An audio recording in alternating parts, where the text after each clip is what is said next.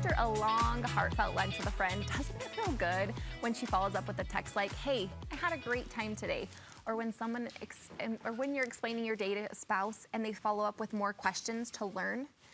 There's an art to this follow-up that we want to master. Not only is it a polite way of living, but the follow-up can add depth to your relationships. Host of KSL Radio's Inside Sources, Corey Matheson, joins me. Can you give me a few more examples of this follow-up? Yeah, it's such an intentional way to live. So often we just kind of skip along through the surface of our days, and just slowing down long enough to say, is there an opportunity for me to circle back after that lunch that you just described? Is it possible for me to reach into somebody's world and just validate them in a meaningful way? It makes our lives way more rich and way more rewarding, and it can make a difference in a lot of other people's lives as well.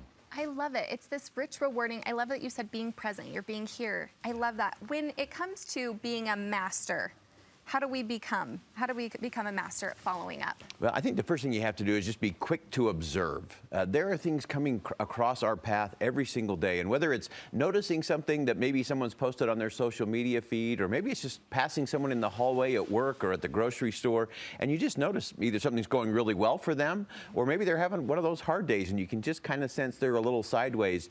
Just taking a moment later on in the day to circle back, how you doing? It was great to see you, can make all the difference in the world. If you know they've got a big test coming up or a big challenge, or one of their kids are involved in the school play, just that little simple validation that says, wow, somebody noticed me, I was seen, I was heard, I was important enough that they actually followed up. I was seen. I think sometimes we go to the grocery store and try and avoid seeing people. No eye contact. Like, straight to self-checkout. So when you're seen and that follow-up comes around, it does make you feel that love and that appreciation.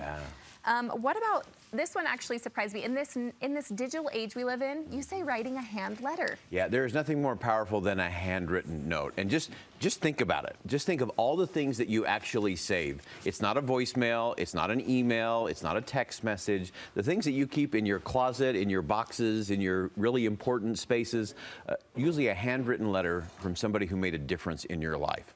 And it doesn't take a lot of time, and I don't care how bad your penmanship or your spelling is. I'm horrible at both of those things, but I call it putting yourself on paper.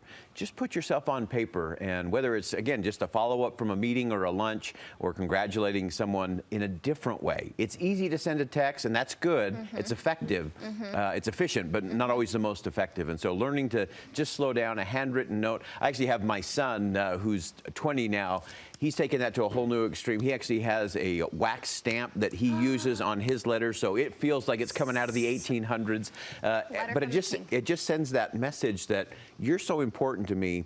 I'm going to do something special, and I'm going to put myself and my thoughts on paper. And moms especially, think of the things that moms save.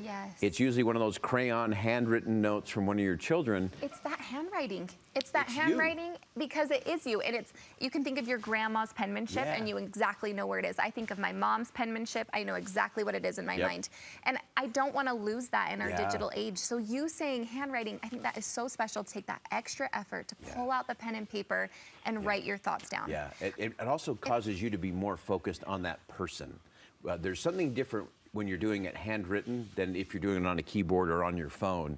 And so it actually makes it more personal to you. You actually get more clarity as to why I love that person, or how that person made a difference in my world, or how they just lifted my day or made a difference for me.